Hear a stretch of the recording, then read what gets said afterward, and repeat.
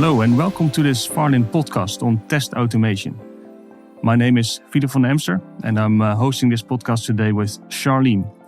But first I would like to introduce Varrlyn a bit.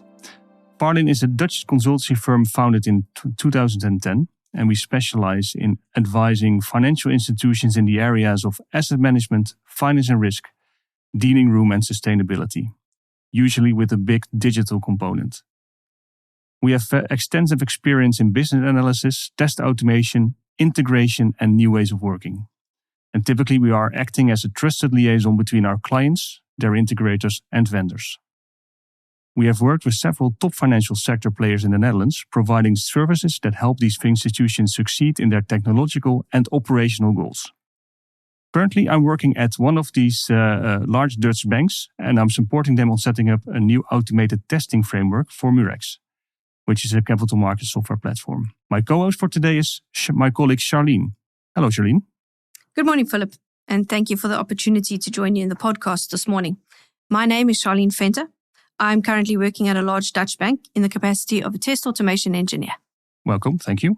So in this episode, as I said, we'll be diving into a topic which we believe is critical for the success of financial institutions in our fast-paced, tech-driven world: test automation.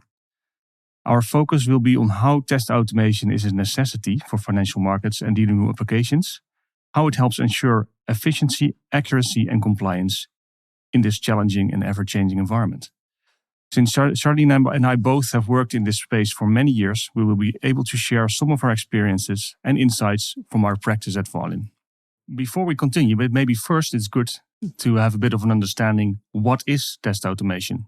Test automation is the use of specialized tools and frameworks to automatically execute a set of predefined tests on a specific software application. One of the ways to use automation is to compare the actual outputs with the expected outputs and report on the findings.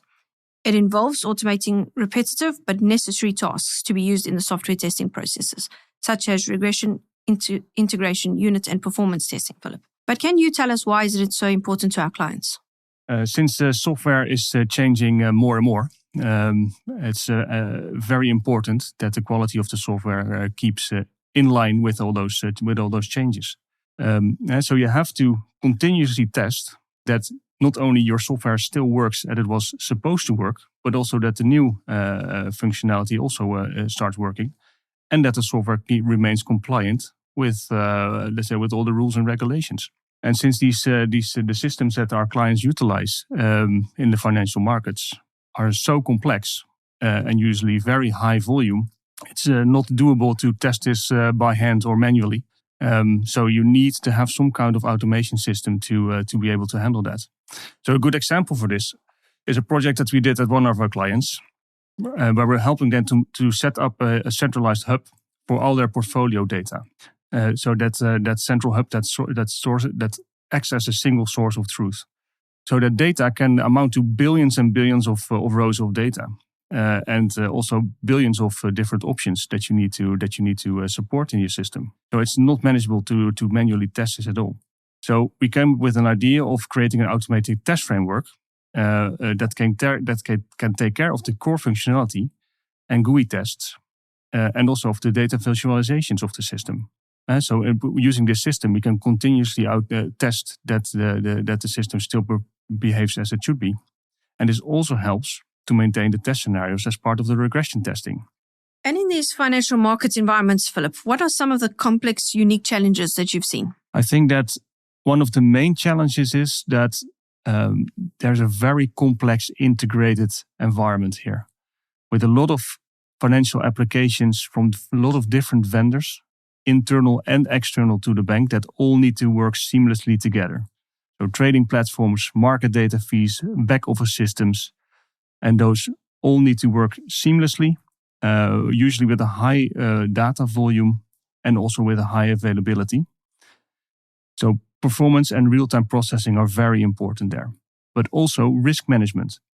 So errors in financial applications can lead to significant financial loss and reputational damage to our clients. So test automation can help here to ensure the quality of those systems and also to keep them running smoothly. Can we then touch on regulatory compliance, Philip? Why are financial regulations and audit trails so necessary? Yeah, so our clients and also their financial applications need to comply with various regulatory standards, and maybe even more and more over time. So, for example, MiFID II, GDPR, or SOX, to name a few. So automated tests can help to validate that the software still meets all the regulatory requirements, which these often involves extensive and detailed test cases and requirements, and they change over time as well. So this is an area where automated testing can really, really help. Same for audit trails and reporting. So for many of the regulations, it's required to maintain a record of what has tested, when, and what the results were. Obviously, it helps a lot if all this data is tracked automatically rather than manually. And last but not least, we have this quite a specific handling of sensitive data. So financial applications deal with a highly sensitive and confidential data, which you cannot use in your test automation system, but still need to test reliably in a way. So automated tests can ensure that security measures are effective and that no vulnerabilities are introduced during the testing. So yeah, maybe it's good to describe a little bit of our own experiences at our clients. So Charlene, can you describe a particularly challenging test automation project?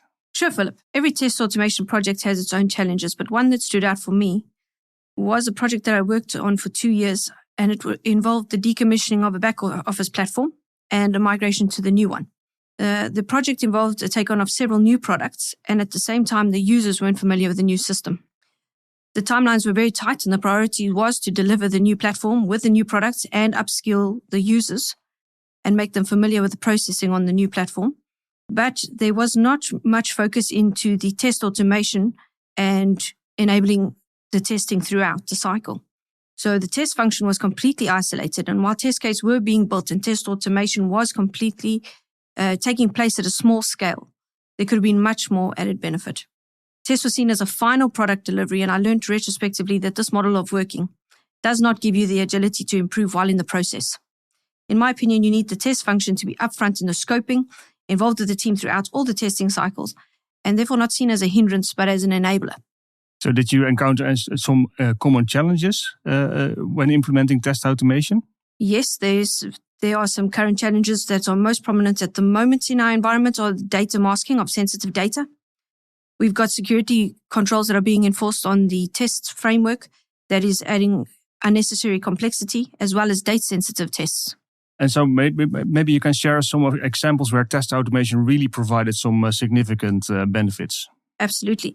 In the current project that I'm working on, there is an acceptance test cycle where we need to test the life cycle of the trade. And the test automation package has enabled the inflow of trades with their validation through the OSP and the output of the documentation in the forms of confirmations, with a subtotal of 85 test cases flowing through that life cycle in 35 minutes. And had it been done manually, it could have taken more than 2 days. Each cycle? Each cycle. Yes. Yes, that's the best part, Philip. It is reusable in all of the cycles going forward. That's really a saving. So during, let's say, all your projects on this area, so what are some best practices that you came across? The best one for me, Philip, is keep it simple. We are not aiming to write test packages in bulk. The aim is to build the minimum number of test cases that give us the maximum amount of coverage. We want to fail fast. We do not aim for a 100% pass rate in our test packages. The aim is to identify the failures so that we can naturally catch the regression and remediate it. Okay, that makes sense. Do you have some experiences to share, Philip? Yeah, sure, obviously. I'm currently also working on the test automation project. Currently at my client, I'm helping them to set up a new regression test framework, which is quite unique in the sense that this regression test suite is shared with the software vendor in this case.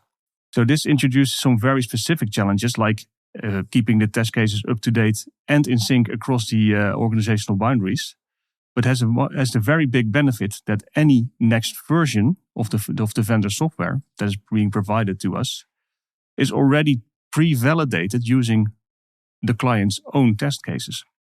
So this means that the next version is already validated and can be implemented much quicker than before.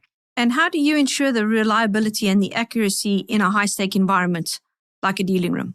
Yeah, it's important, that the test suite is continuously reviewed and kept up to date. At our client, we ensured this by assigning different parts of the test suite to their respective product managers and product owners. So these are from the business. So these people have insight in the changing business requirements that need to be reflected in the test pack. And I think that involvement of the business perspective is key to keep your test set up to date. And what are some of the common challenges then you've been faced with when implementing test automation in financial institutions? Well, the software platforms that we work on are usually vendor software, where we do not have access to the source code or even to the private API endpoints. And furthermore, there's a massive amount of custom configuration that has been built on top of those platforms. So which common test automation tools just cannot handle and cannot access. So there's a big reliance on custom-made or vendor-provided test tooling to implement test automation. And also there's a very high interdependency between modules of the platforms, but also with external systems like market data systems, e-trading platforms and such. So test cases can become very complex very quickly. External systems are usually not even accessible or supported by the test tooling anyway. This makes the common best practice to automate unit tests usually impractical for big vendor systems. An automated unit test rarely works in isolation and quickly leads to an unmanageable amount of small test cases that take too much time and require too many dependencies to execute anyway. And where have you seen the most significant benefits in test automation, Philip? Yeah, so at our current client, which operates on a very large financial markets application and which has a massive amount of change every month, I honestly believe that that amount of change wasn't even possible without the use of CI/CD and test automation tooling. And now you've heard from me with regards to best practices. What are some best practices that you can share with us? Yeah, I think that the most important bit is that test automation should not be something only for the IT or test teams. It should be embedded in the business area using a certain platform. A test automation tool is only so useful as long as it reflects the actual business it simulates, and it takes considerable effort from both business and IT to keep the test automation up to date and relevant. So for this purpose, the test suite should be run as frequently as possible, so as to catch any issues as early as possible, which sometimes is referred to as shifting tests to the left. This only works when the test suite is concise, and that's coming back to my first point, the involvement of the business. This is all very exciting, Philip. And I mean, you and I are both passionate about test automation. But where do you see test automation in the next 5 to 10 years? Well, the first one, let me start with an open door, because nowadays you have to. AI, right? AI is everywhere, so also here. Still, this is a very promising area because to set up and maintain a test pack is very time-consuming work.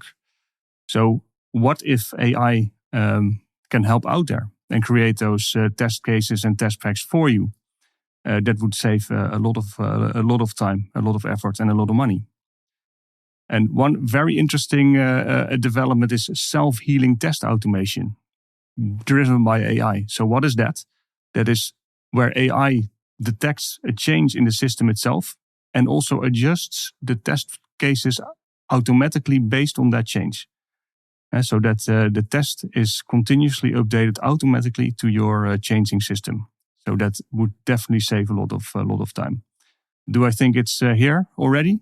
I don't think so. But in 5, max 10 years, definitely that should be the case.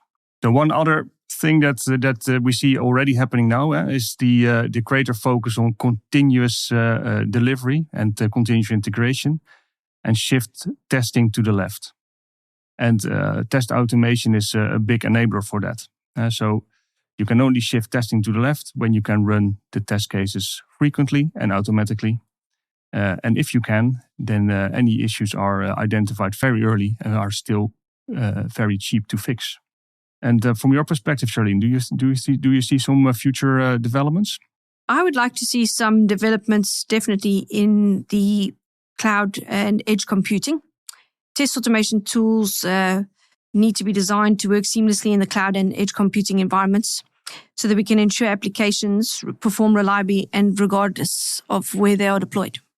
And the other one that I definitely would expect to see changes in is the automated security testing. Security testing should be increasingly automated, incorporating tools that can detect vulnerabilities, simulate attacks, ensure compliance with security standards. That is, after all, key in a financial market. Yeah, thank you, Charlene. That definitely makes sense. So, in this podcast today, we've tried to introduce you a bit to test automation, specifically in the financial markets, where there are some specific challenges, and why test automation can definitely help out there, and why it's important. And I guess that the key takeaway is that test automation is not just an IT thing. But it should be embedded in both business and IT to be most effective. With that, I would like to close off. Charlene, thank you very much for joining me today and for your time. And thank you, Philip. I most enjoyed talking about the subject of test automation. And also to the audience, thank you very much for listening. And if you have any further questions, please reach out to us at varrlyn.com.